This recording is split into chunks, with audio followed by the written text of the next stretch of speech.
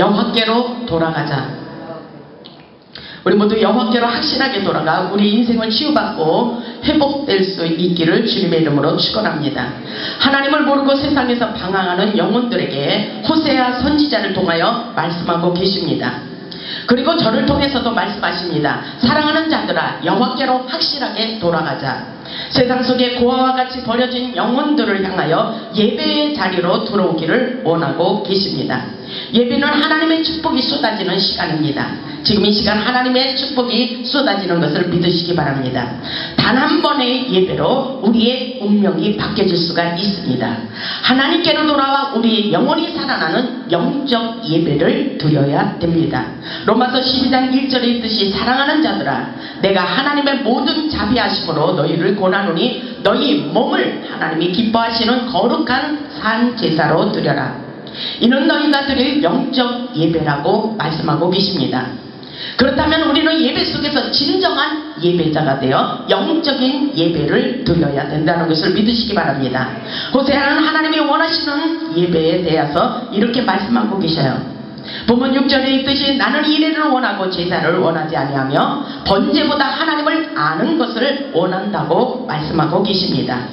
예배 가운데 우리의 영혼을 온전히 들여 하나님의 은혜를 깨닫고 하나님의 사랑을 느끼며 치유와 회복을 경험하기를 원하시는 것을 믿으시기 바랍니다. 호세아란 구원이라는 의미를 가지고 있습니다. 오늘 본문의 호세아는 이스라엘 백성들에게 진정한 회개를 촉구하며 여호와께로 돌아가는 자들에게 치유와 모든 상처를 싸매주시며 회복시켜 주실 것이라고 권면하고 있는 말씀입니다.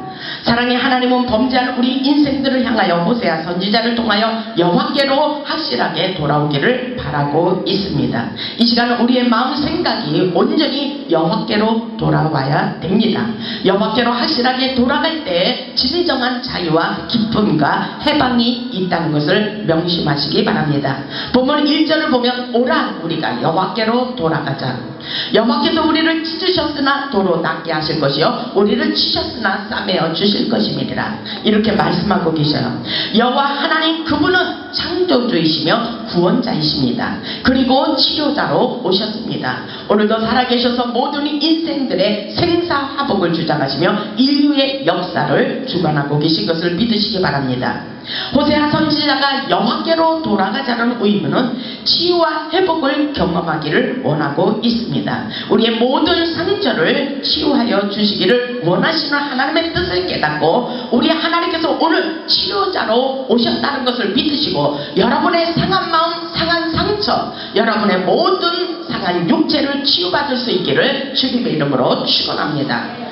보세요. 확실하게 여호와께로 돌아오는 자들에게 우리를 찢으셨으나 도로 낫게 하실 것이며 우리를 찢으시고 우리에게 상처를 받고 우리에게 고난을 주신 것은 여호와 하나님이시지만 하나님께로 확실하게 돌아오지 않았기 때문에 때로는 우리에게 고난과 징계를 주시기도 한다는 것을 명심하시고 여호와께로 확실하게 돌아올 수 있기를 주님의 이름으로 축복합니다. 우리 하나님께서 치유자로 오셔서 우리의 상한 마음을 치유하시기를 원하십니다. 그래서 에레미야 30장 17절에 보면 내가 너의 상처로부터 새살이 돋아나게 하며 너를 고쳐주리라고 말씀하십니다. 마태복음 4장 23절로 24절에도 모든 병과 모든 약한 것을 고쳐주시겠다고 말씀하고 계십니다. 각색 병과 고통당하는 자, 귀신 들린 자, 간질하는 자, 중풍병자를 데려오니 다 고쳤다고 말씀하고 계셔요. 출애굽기에도 보면 나는 너희를 치유하는 여호와라고 말씀하십니다. 우리 하나님께서 치유자로 오신 것을 믿으시길 바랍니다. 우리 하나님께서 여호와께로 확실하게 돌아오는 자들에게 상한 마음을 치유하시며 회복시켜 주시기 때문에 속히 하나님께로 돌아오기를 원하고 있는 것을 믿으시기 바랍니다. 하나님께로 확실하게 돌아오지 않는 백성들은 고난을 당하며 살 수밖에 없습니다. 하나님께서 사랑하시기 때문에 때로는 징계를 할 수밖에 없다는 것입니다. 하나님께서 우리를 사랑의 휘소리로 때리시며 하나님을 떠난 그 자리에서 돌아오라고 말씀하고 계십니다. 여러분 지금 세상을 살면서 고난을 당하고 계십니까? 쓰리고 아픈 고통의 문제들이 많이 있습니까? 그것은 바로 여호와께로 돌아오라는 하나님의 사인인 것을 믿으시기 바랍니다. 사랑의 회초리가 필요하기 때문에 하나님께서는 때로는 우리를 사랑의 회초리로 때린다는 것을 명심하시고, 그때는 곧바로 여호와께로, 하나님께로 확실하게 돌아올 수 있기를 주님의 이름으로 축복합니다. 우리는 고난의 이유를 깨달아야 됩니다. 히브리서 12장 6절을 보면 고난의 이유를 말씀하셔요. 누구나 다 고난을 당할 수 있습니다. 하나님께서는 사랑하시기 때문에 때로는 징계를, 고난을 주신다고 말씀하십니다. 히브리서 12장 6절을 보면 주께서 그 사랑하는 자를 징계하시고, 사랑하는데 왜 때려요? 사랑하기 때문에 때릴 수밖에 없어요. 어그러진 길을, 사망의 길을 가기 때문에 때릴 수밖에 없다는 것입니다. 여러분의 자녀들이 그토록 말을 안 듣고 세상의 제약을 품고 제약의 길로 가고 있다면 여러분들은 그냥 내버려 두시겠습니까?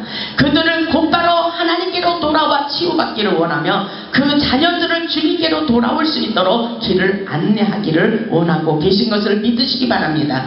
주께서 그 사랑하는 자를 징계하시고 그가 받아들이시는 아들마다 채찍질 하신다고 말씀하고 계셔요. 사랑하시기 때문인 것입니다.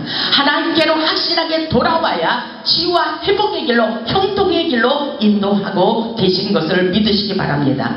너희가 참으면 징계를 받기 위함이라. 하나님이 아들과 같이 너희를 대우하시나니 어찌 아버지가 징계하지 않는 아들이 있으리요 그랬죠.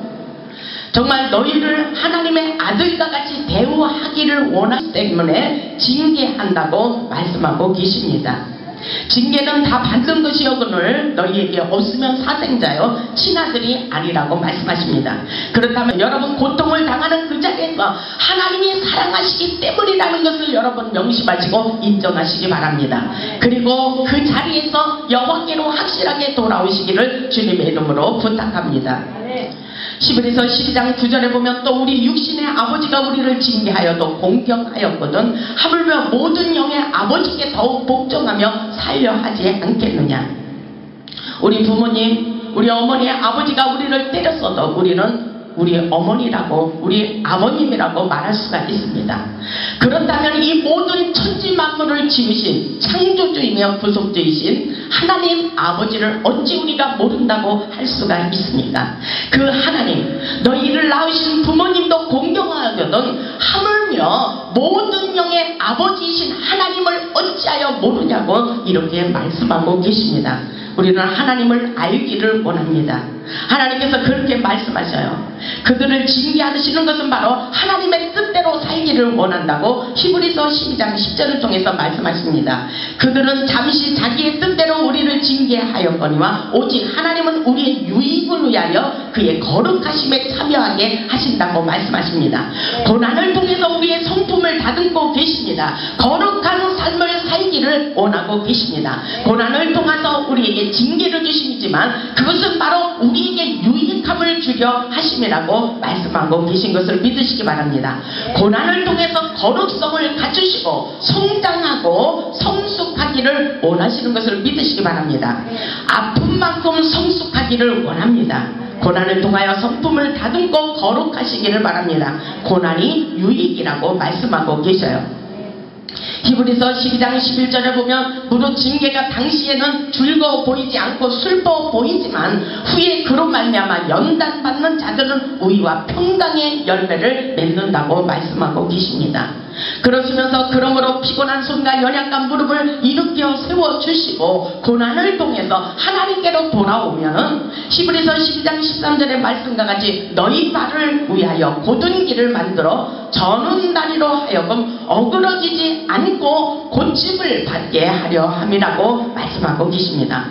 하나님은 우리를 고쳐주시기를 원합니다. 그 자리에서 고난과 연단 속에서 치유와 회복의 기쁨을 맛보기를 원하시고 계신 것입니다. 그렇다면 고난 뒤에 감춰진 축복을 발견할 수 있기를 주님의 이름으로 축복합니다. 고난을 통하여 하나님의 뜻을 깨닫고 고마워할 수 있는 믿음까지 성장할 수 있기를 주님의 이름으로 축복합니다.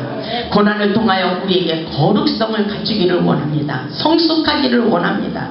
우리 주님께서도 십자가의 고난을 받으셨습니다. 베드로전서 4장 1절로 2절을 보면 이런 말씀이 있어요. 그리스도께서 이미 육체의 고난을 받으셨으니, 예수 그리스도께서 십자가에서 고난을 엄청나게 받으셨습니다. 그렇기 때문에 너희도 같은 마음으로 갑옷을 삼으라. 이는 육체의 고난을 받은 자는 죄를 굳혔습니다.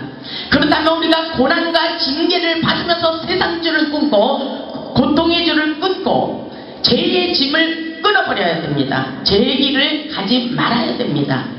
죄의 길에서 돌아서야 됩니다. 우리는 하나님의 부르신 사람들로서 거룩성을 갖추고 하나님의 말씀에 전적으로 순종하고 하나님의 참 자녀로서 다시 태어나야 된다는 사실을 믿으시기 바랍니다. 그렇기 때문에 육체의 고난을 받는 자는 죄를 다 그쳤다고 말하고 있어요. 다시는 죄를 지을 수가 없다는 말씀을 하십니다. 그 후로는 다시 사람의 정욕을 따르지 않고 이렇게 말하고 있어요. 우리가 고난을 통해서 깨닫는 마음이 중요합니다. 고난을 당하면서도 이게 무슨 까닭인지 알지 못하고 죄를 버리지 않고 육체의 생각으로 정욕을 버리지 않고 사는 자들은 문제입니다. 끊임없이 고난을 당할 수밖에 없다고 말씀하십니다. 그 후로는 죄를 그치고 다시 사람의 정욕을 따르지 않고 하나님의 뜻을 따라 육체의 남은 때를 살게 하려 하심이라고 말씀하십니다. 고난의 이유를 말씀하고 계신 것이에요. 우리는 고난의 이유를 깨닫고 하나님의 뜻에 온전히 순종하는 마음의 자세를 갖추시기를 주님의 이름으로 축원합니다. 호세아 선지자는 오라 여호와께로 돌아가자라고 말씀하십니다. 우리의 고통의 문제를 가지고 여호와께로 돌아가면 살 수 있다고 말씀하고 계십니다. 우리의 인생의 실패를 통하여, 질병을 통하여, 물질을 통하여 고난을 더 이상 당하지 말고 여호와께로 확실하게 돌아오기를 원하고 계신 것을 믿으시기 바랍니다. 우리는 여호와께로 돌아와야 우리 인생을 치유받을 수가 있습니다. 우리가 하나님 앞에서 치유되고 회복되어 살아나야 됩니다. 우리 주님은 구원자로 오셨습니다. 보세요. 본문 2절 보세요. 우리 주님께서는 구원자로 오셨어요. 우리를 다시 살리는 놀라운 역사가 일어날 것을 믿으시기 바랍니다. 본문 2절을 보면 여호와께서 이틀 후에 우리를 살리시며 그랬어요. 이것은 살리는 역사입니다. 죽이는 역사가 아니에요. 여러분은 고난 속에서 세상을 살면서 그렇게 죽는 상황 속에 부딪혀 있으면서도 하나님께 돌아오지 않는 자들은 죽는 길입니다. 여호와께로 확실하게 돌아오면 살리는 회복의 길인 것을 믿으시기 바랍니다. 본문 2절을 보면 여호와께서 이틀 후에 우리를 살리시며 셋째 날에 우리를 일으켜 세우시고 우리가 그의 앞에서 살아나리라 이렇게 말씀하고 계십니다. 이 말씀을 여러분 믿으십니까? 그렇다면 지금 여러분의 고난의 자리에서, 그 징계를 받는 그 자리에서, 고통의 길에서 여호와께로 확실하게 돌아올 수 있기를 주님의 이름으로 축원합니다. 주님께서 여러분에게 구원자로 오셨습니다. 우리 주님은 그리고 축복자로 오셨습니다. 본문 3절을 보면 우리 하나님께서 하늘문을 여시고 여호와께로 돌아온 자들에게 어김없이 하나님의 축복의 담비를 쏟아 부어주시는 것을 믿으시기 바랍니다. 본문 3절을 보면 그러므로 우리가 여호와를 알자. 여호와를 알자. 하나님이 어떤 분인지 알아야 됩니다. 그러므로 우리가 여호와를 알자. 힘써서 그리고 여호와를 알자. 그의 나타나심은 새벽빛같이 어김없나니 비와 같이 땅을 적시는 늦은 비와 같이 우리에게 임하시니라. 그 은혜의 담비, 축복의 담비가 어디에 임하고 있어요? 하나님의 일은 영적인 일입니다. 하나님의 은혜의 담비는 바로 우리의 심령 가운데 쏟아지고 계신 것을 믿으시기 바랍니다. 우리에게 임하시리라고 말씀하십니다. 하나님의 은혜 담비를 맞을 때 우리의 영혼, 우리의 죽어있는 영혼들이 살아나는 것입니다. 우리의 메마른 영혼들이 살아나는 것을 믿으시기 바랍니다. 그 역사가 우리에게 일어날 줄 믿습니다. 우리의 영혼이 회복되려면 메마른 심령의 성령의 담비를 맞아야 됩니다. 하나님은 우리에게 고난을 통해서 하나님을 알기를 원하며 하나님이 어떤 분인지 깨닫기를 원하시는 것을 믿으시기 바랍니다. 하나님의 은혜를 깨닫기 위하여 내 마음을 불살라 뜨거운 마음으로 영적 예배를 드리며 생명의 기름을 공급받을 수 있기를 주님의 이름으로 축원합니다. 본문 6절을 읽어보시기 바랍니다. 본문 6절을 보면 나는 이래를 원하고 제사를 원치 아니하며 번제보다 하나님을 아는 것을 원한다 했어요.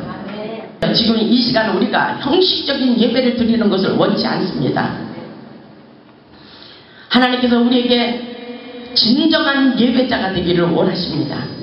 지금 하나님이 이곳에 하감하여 주셔서 여러분이 축복을 받을 수 있는 사람인지 아닌지를 체크하고 계십니다. 이 시간이 아주 중요한 시간입니다. 하나님은 살아서 역사하십니다. 본문 6절의 말씀에 있듯이 나는 인애를 원하고 제사를 원치 아니하며 번제보다도 하나님을 아는 것을 원한다고 말씀하셔요. 예배를 통하여 하나님의 마음을 깨달을 수 있기를 바랍니다. 시편 51편 17절에 보면 하나님이 구하시는 제사는 상한 심령이라고 말씀하셨어요. 하나님이시여 상하고 통해하는 마음을 주께서 멸시치 아니하신다고 말씀하고 계십니다. 하나님께서 원하시는 예배는 제사라 제물이 아닙니다. 상한 심령을 가지고 회개하는 마음으로 하나님의 마음을 깨닫는 것이 중요합니다. 오늘날 하나님을 알지 못하기 때문에 고통 가운데 방황하고 있는 자들이 너무나도 많이 있습니다. 세상 사람들이 하나님을 알지 못하기 때문에 내일에 대한 두려움이 있습니다.